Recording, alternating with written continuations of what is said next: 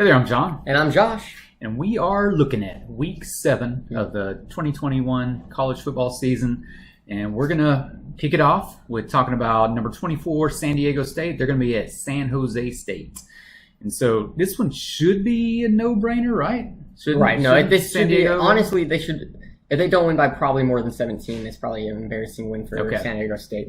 But reasoning, I think we are going to start mentioning these teams. San Diego State, Coastal, and Cincinnati, 3 undefeated teams, right? So it's going to be fun just to start watching and see what they do as group of 5 teams here coming towards the latter half of the season, right? Yeah. We're halfway through. That's right.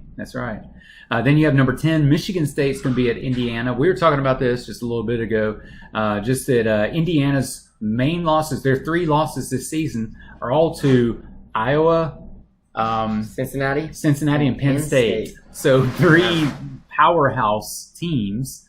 So it's crazy, but at the same time, they lost bad to those teams. It wasn't close. Yeah. So I think Michigan State wins. Okay. Pretty big. Yeah. Number 12, Oklahoma State. Mm-hmm. This is a very interesting one. Is it number 25, Texas? After Texas' big win, can Oklahoma State do this? After Texas' big loss. I'm sorry. Texas' big loss to Oklahoma. Yeah.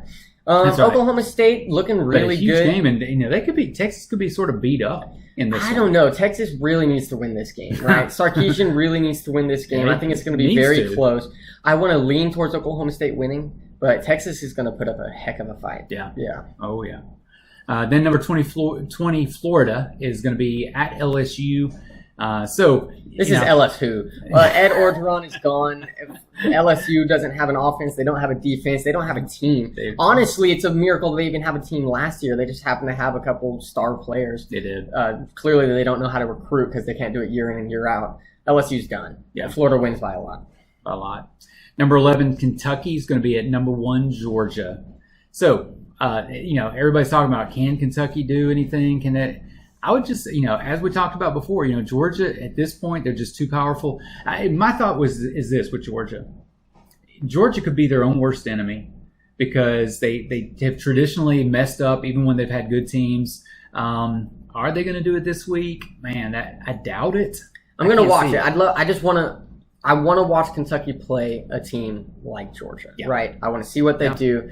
Honestly, if they keep it within a 10-point game, that's huge for them, right? I think they should go up in ranking. If they're number 11 and they keep it within 10 points to Georgia, good for them. That being said, last time I said Georgia wasn't going to beat the spread, I was embarrassed. So I'm just going to say Georgia wins probably handily. So. Yeah. Then number 19, BYU. After the loss to Boise last week, they're going to be facing a 5-1 Baylor. A good Baylor. Their only loss was to Oklahoma State. Close game too, yeah. Yeah. So, what do we think is going to happen here? This is big, especially at Baylor, especially BYU getting fairly just bruised by Boise that game. Yeah. Most of the game was just them getting beat up. If BYU can control the ball and not fumble, I think they can win. This is pretty important for BYU. After that loss, they need to stop the back. turnovers. If they stop the turnovers, they're a good team. They could win this. Yeah. Then number 5, Alabama is going to be playing at Mississippi State. And Mississippi State beat Texas A&M, but Texas A&M played not like Texas A&M. Yeah, Alabama has to bounce back here, and I think they do. Don't get me wrong; I'm fairly upset that they're still number 5 in the country. I don't. I hate the AP rankings. The question there is, who do you put above them, though? Ohio State's playing better than Alabama right now, right? There's teams that are playing better than Alabama in my mind. Honestly, Michigan State's undefeated, and they're barely in the top 10. Yeah. Or they're literally 10th. So I'm just like, I don't know. If you lose, especially to a 2-loss team like A&M, who's just struggled all season and hasn't looked great, I'm just like, you don't deserve that ranking. True. Yeah. True. But they could earn it back. Number 5 in the country. Good win here would be great for Alabama. Yes, it would. Yeah. That is true. Then UCF is going to be, again, we mentioned Cincinnati. UCF is going to be at Cincinnati. UCF is just missing all of their talent that they started off with when they beat Boise. They don't have any of that. Quarterbacks out, running backs out. Star defensive players, you name it. It's gone. It really does. I just can't see them doing much against Cincinnati. No, who is now ranked number 3. I would have loved to see this game with a healthy UCF going in. It would have been fascinating. But unfortunately, we're not going to see that this year. So nope, we'll see. Yeah. So upset for week 5 and 7, yeah. I'm going all SEC this week. Okay. Before I tell my upsets, it kind of seems on paper like a boring week of college football. Whenever that happens, we seem to get a lot of upsets. So I'm just curious what's going to happen with games we didn't mention or whatnot. Good point. But my games that I think are going to be straight up upsets is number 13 Ole Miss at Tennessee.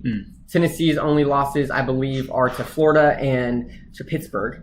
Yeah. Pittsburgh, tough loss. Florida, and the Pitt game was early. Yeah, early and close. And Tennessee has just been getting stronger and stronger ever since then. And then I think Tennessee can win that one. Hooker's looking good as a quarterback. So Tennessee stuns Ole Miss. And then Auburn at Arkansas. This was a tricky one for me because I like Arkansas. Go Woo Pig, obviously. But here's the thing. I think there's more pressure on Brian Harsin and the Auburn football program to excel than there is on Arkansas and that football program to excel. This is a must-win game in my books for Harsin.